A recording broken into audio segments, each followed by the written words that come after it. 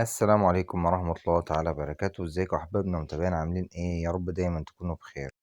هذا الرجل الغير متعلم بدأ مسيرته العملية من العدم، ودخل كل بيت في الكرة الأرضية ليصبح فيما بعد صاحب أكبر شركة إلكترونيات في العالم. إنه كونوسوكي ماتسوشيتا عاش أسوأ طفولة بيمر بها أي طفل. تذوق طعم الثراء الفاحش. كان أبوه غني جدا وهو طفل صغير، لكن أبوه خسر كل شيء وهو ما بلغش سن الخامسة. فبعد أن كان والده ثريا أصبح فقيرا مدينا. ارتكب أبوه أخطاء عملية في تجارته كلفته كل ما يملك. صادرت الحكومة أمواله ومدخراته.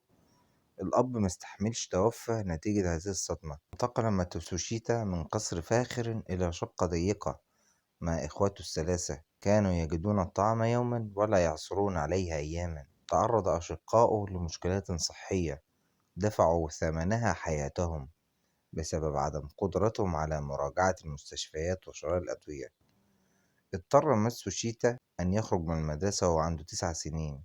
كان يعمل في أي شيء هربا من الموت. كان ينظف أحذية، يغسل ملابس، كان يركض ولا يسير. أول ما بينزل الشارع يعتقد إن سيارة الموت وراه. كان بيشتل حذائه بإيده عشان يسرع أكتر ويحافظ على حذائه أطول وقت ممكن. حذائه دايما كان أنضف من إيده اللي بتظهر كأنها يد راجل كاهل دهان كبير في السن أوي.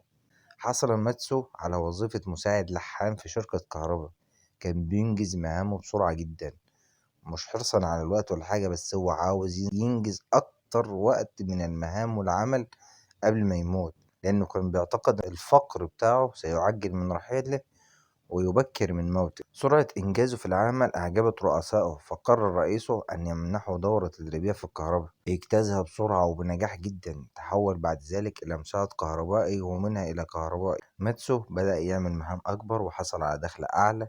استمر في استراتيجيته: اعمل بكل طاقتك اليوم فقد تموت غدا، فلا مجال للتأجيل. ده كان مبدأه في الحياة. الاستراتيجية بتاعته دي نجحت على نحو مذهل. اترقى كتير في عمله حتى أصبح كبير المفتشين. طور العديد من البرامج وأسهم في براءة اختراع، بس زملائه أنكروا ذلك عشان ما كانش معاه شهادة علمية.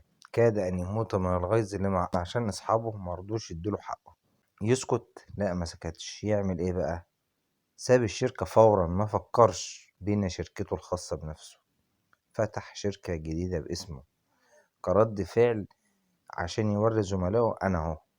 شركته كبرت جدا وبقت حاجة مشهورة جدا. شركته النهاردة اسمها باناسونيك، اللي بتقدر إيراداتها السنوية بأكتر من 75 بليون دولار. ثق تماما أنه لا يوجد رجل فاشل، ولكن يوجد رجل بدأ من القاع وبقى فيه. اعمل دائما بكل طاقتك، ولا تؤجل عمل اليوم إلى الغد، فربما لا يأتي ذلك الغد. يقول توماس إديسون: الفاشلون هم أناس لم يعرفوا كم كانوا قريبين من النجاح حتى توقفوا. الإصرار على النجاح بيولد النجاح، فلا تفقد الأمل فيه، فعندما تفقد الأمل ستفقد كل شيء.